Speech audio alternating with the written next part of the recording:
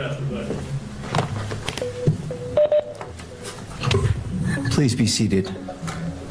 Good morning. Court is now in session. Calling the case 251403576, State of Utah versus Tyler James Robinson. Counsel, could you enter your appearances, please? Chad Grunander, Jeff Gray, Lauren Hunt, Ryan McBride, and Chris Ballard for the state, Your Honor. Good morning, counsels. Good morning, Your Honor. Kathy Nestor, Michael Burt, and Richard Novak on behalf of Mr. Robinson. Morning, Your Honor. Good morning to you all. Good morning. And to the jail, do we have Mr. Robinson present? Yes, Your Honor. All right. Mr. Robinson, good morning to you as well.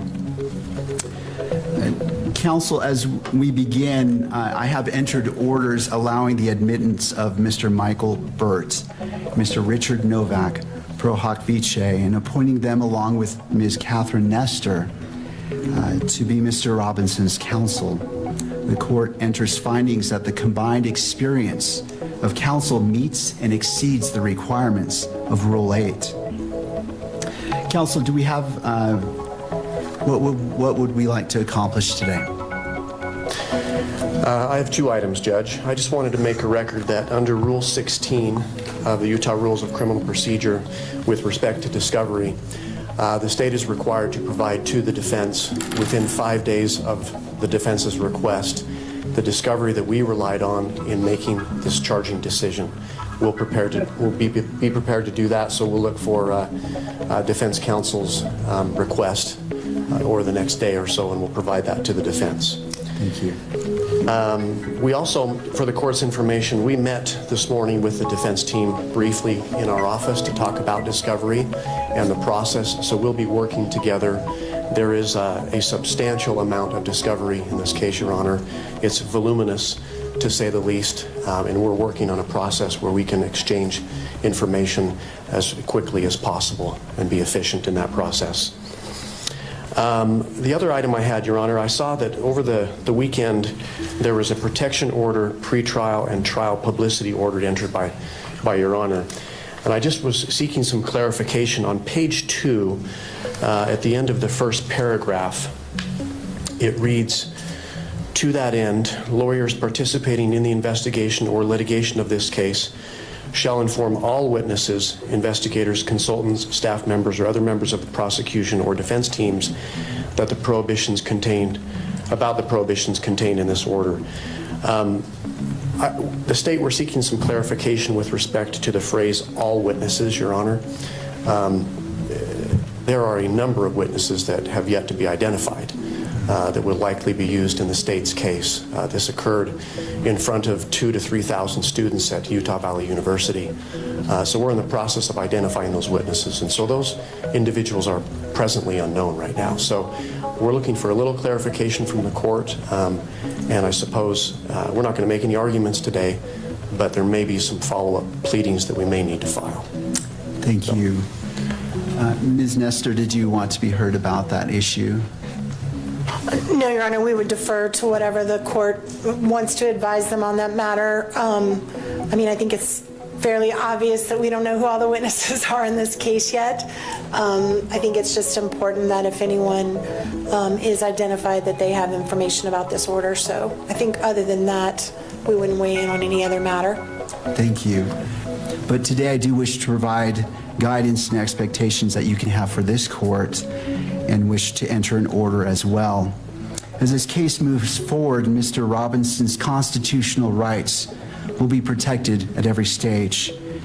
He sits before this court presumed innocent, and that presumes unless and until each element of every offense charged against him is proved beyond a reasonable doubt. At the same time, and as applicable, victims are entitled under our Constitution to be treated with fairness, respect, and dignity, free from harassment or abuse.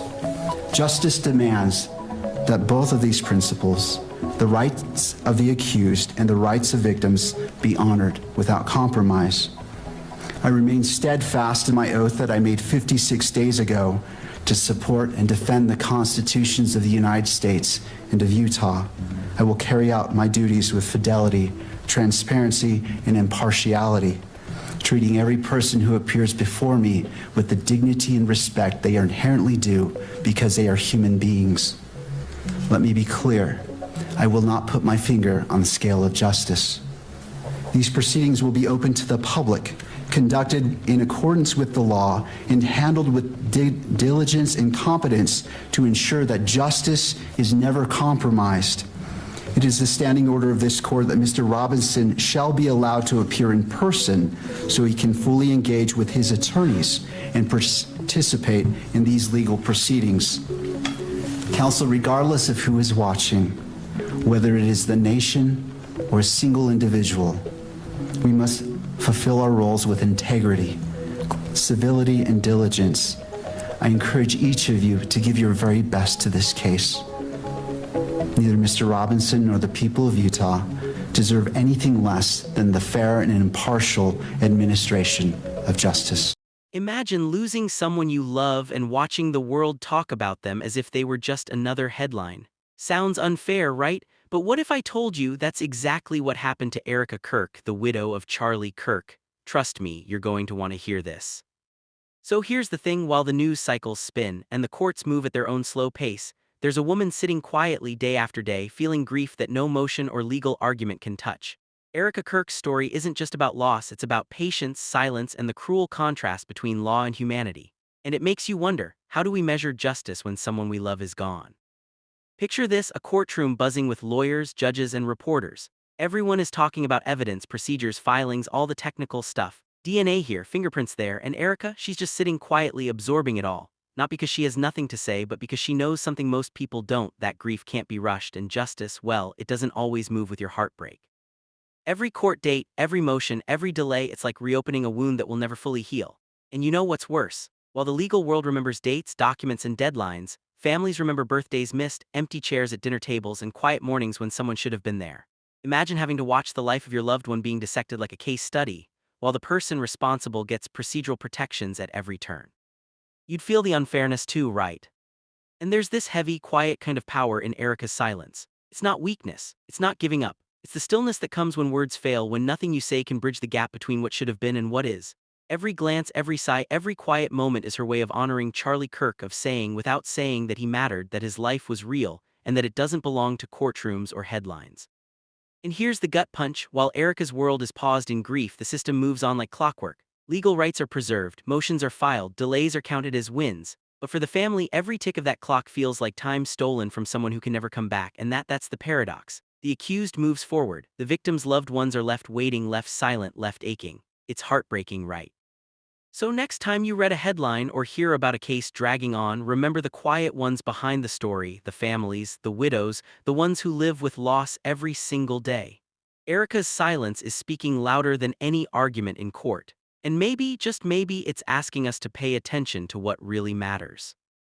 If you found this story interesting, don't forget to subscribe. More shocking stories coming your way.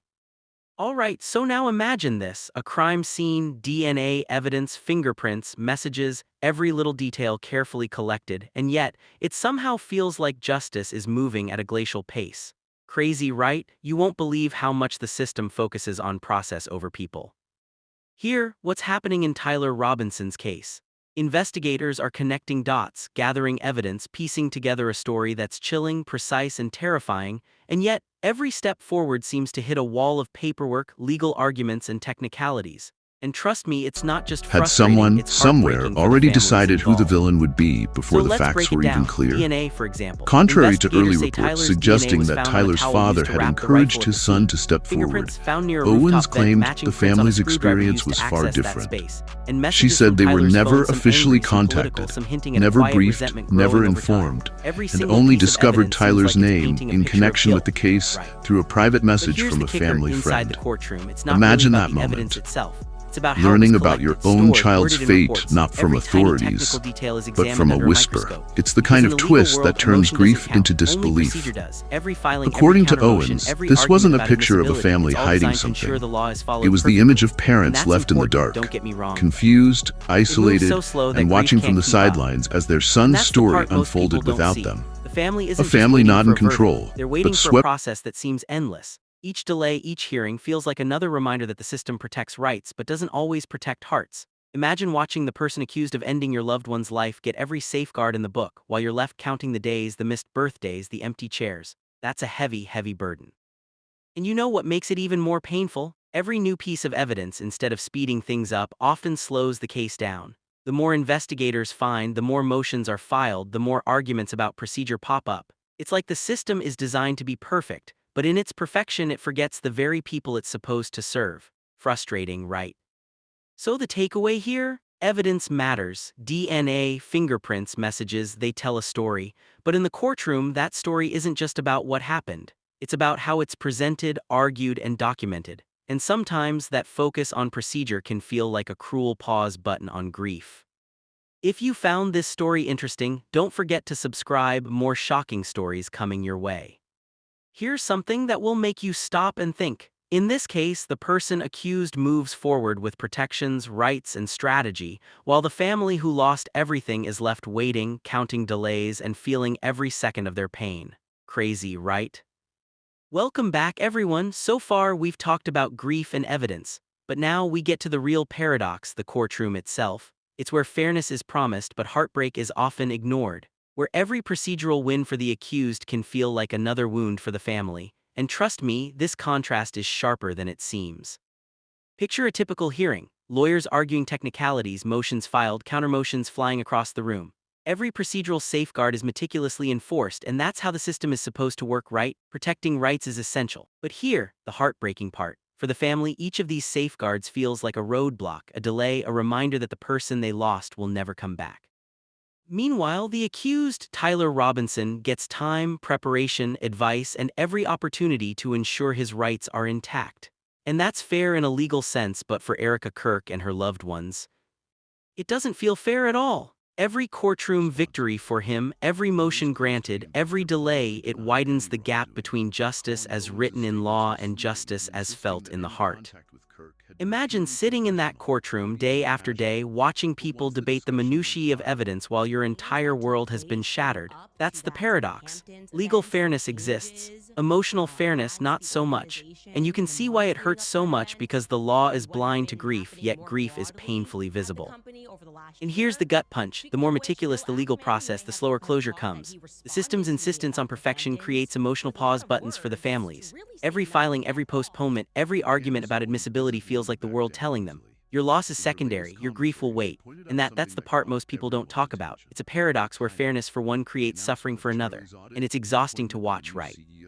So here's the thing, the courtroom is a place of law, not of heart. It ensures rights are protected and procedures are followed, yes. But it can't measure pain, it can't speed up grief, and it certainly can't bring back the person who's gone. That's the paradox. The legal system works perfectly, but sometimes perfectly doesn't feel like justice at all.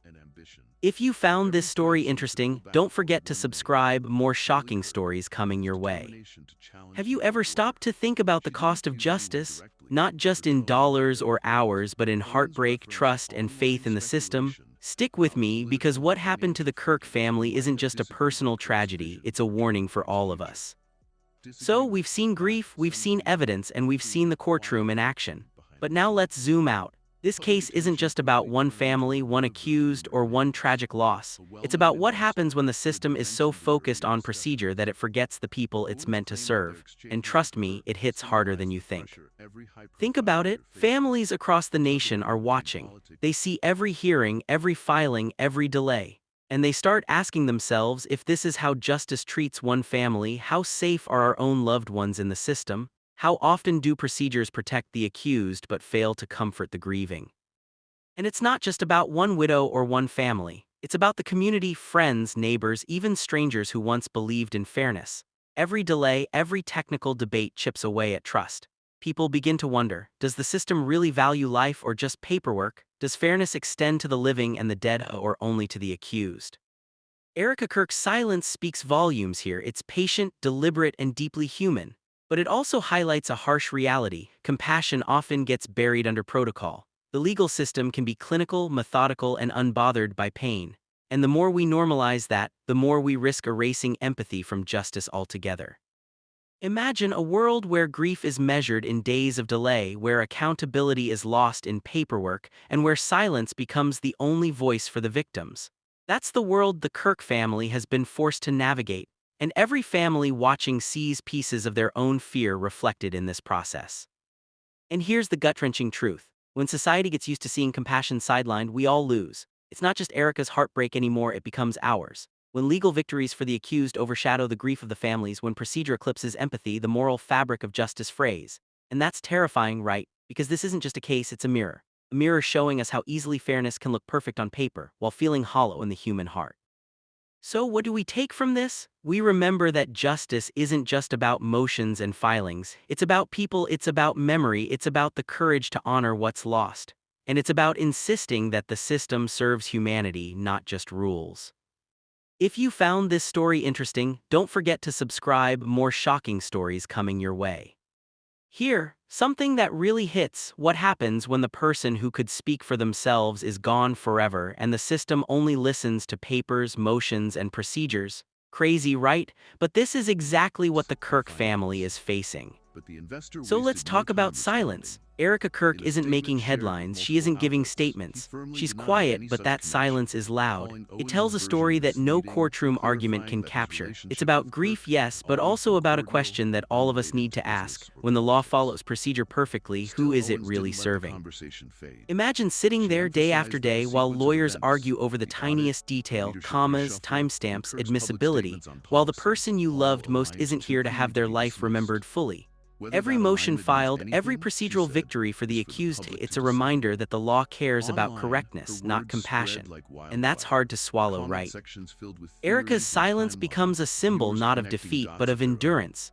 Every empty courtroom chair, every argument over paperwork, every delay, it's all happening while the memory of Charlie Kirk risks being reduced to footnotes. And that's the moral question. When we protect rights so perfectly, do we sometimes lose humanity in the process? And it's bigger than just one family. If we accept that delays, technicalities, and procedure are more important than remembering the people lost, then we all share in that loss. It becomes a collective silence. It's a quiet erasure of memory, a slow fatting of responsibility. And if we get used to that, if society gets comfortable watching compassion buried under rules, what kind of justice are we normalizing?